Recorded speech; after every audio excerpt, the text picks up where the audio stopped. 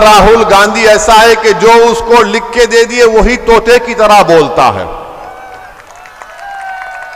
हैदराबाद तेलंगाना को आकर के एमआईएम आसाम में इलेक्शन लड़ती है। मैं जिंदगी में आसाम में इलेक्शन नहीं लड़ा, मगर राहुल गांधी तुमने कह दिया अब सोच रहा हूं आसाम जाऊं। आसाम में इलेक्शन लड़ते हैं।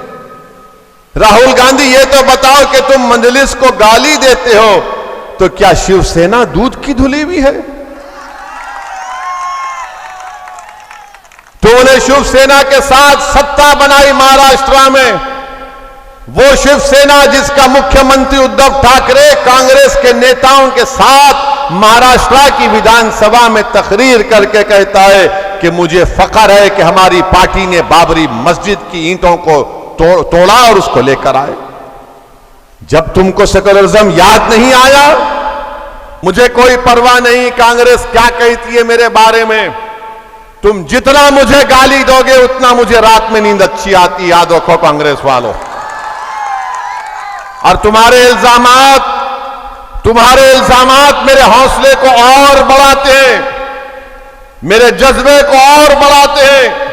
तुम अगर ये समझ रहे हो कि मुझे कुछ ऐसा बोलेंगे वो बोलेंगे, अरे क्या बोलते बोल लो, क्योंकि मुझे यकीन है कि मेरे मरने के बाद मेरा फैसला मेरा अल्लाह करेगा। वो जानता है सच पर कौन था। मेरे खबर में तुम नहीं आओगे, मेरे अमाल मेरा साथ देंगे। मेरे अजीज दोस्तों और बुजुर्गों, मेरी इज्जतदार मां और बहनों, मेरे गयूर नौजवानों, याद रखो जब तक आप खड़े होकर मुकाबला नहीं करेंगे इंसाफ नहीं किया जाता।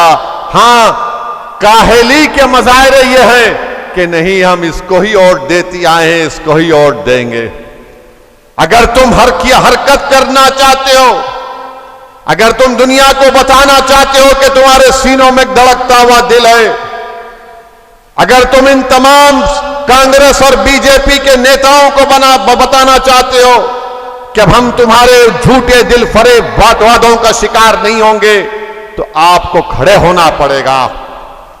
हां, आसान काम है कि वोट डाल दो इनको और फिर 5 साल जुल्म सहते रहो, नाइंसाफी सहते रहो। मगर याद रखो, जो लोग ये सोच रहे हैं ये मर्दानगी के मजाहरे नहीं है, ये बुज़दिली के मजाहरे हैं।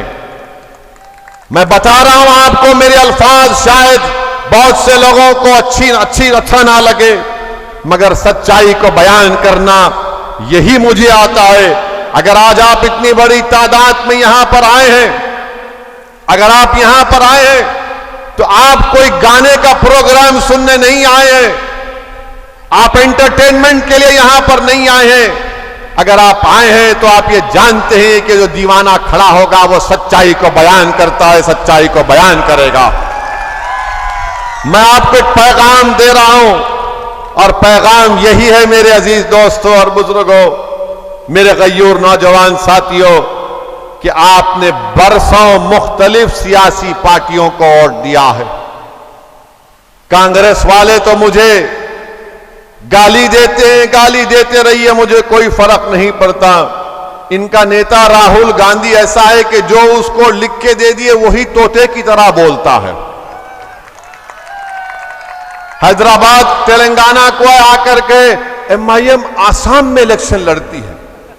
मैं जिंदगी में आसाम में इलेक्शन नहीं लड़ा, मगर राहुल गांधी तुमने कह दिया अब सोच रहा हूं आसाम जाऊं। आसाम में इलेक्शन लड़ते हैं। राहुल गांधी ये तो बताओ कि तुम मजलिस को गाली देते हो तो क्या शिवसेना दूध की धुली हुई है?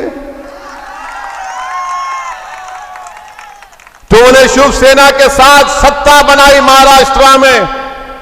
वो शिवसेना जिसका मुख्यमंत्री उद्धव ठाकरे कांग्रेस के नेताओं के साथ महाराष्ट्र की विधानसभा में तकरीर करके कहता है कि मुझे फख्र है कि हमारी पार्टी ने बाबरी मस्जिद की ईंटों को तोड़ा और उसको लेकर आए। जब तुमको सेकुलरिज्म याद नहीं आया, जब भारत की पार्लियामेंट में 2019 में नरेंद्र मोदी की सरकार ने सबसे गंदा काला कानून यूएपीए जो इंदिरा गांधी के जमाने में कांग्रेस ने बनाया, उसको और गंदा किया तो यही कांग्रेस ने मोदी का साथ दिया था। कौन उसके खिलाफ वोट दिया? सदुद्दीन ओवैसी ने उसके खिलाफ वोट दिया था, इम्तियाज जलील ने उसके खिलाफ वोट दिया था। अरे तुम जेल को नहीं जाते, जेल को मेरा बेटा और भाई जाता है। तुम जेल को कहां जाओगे?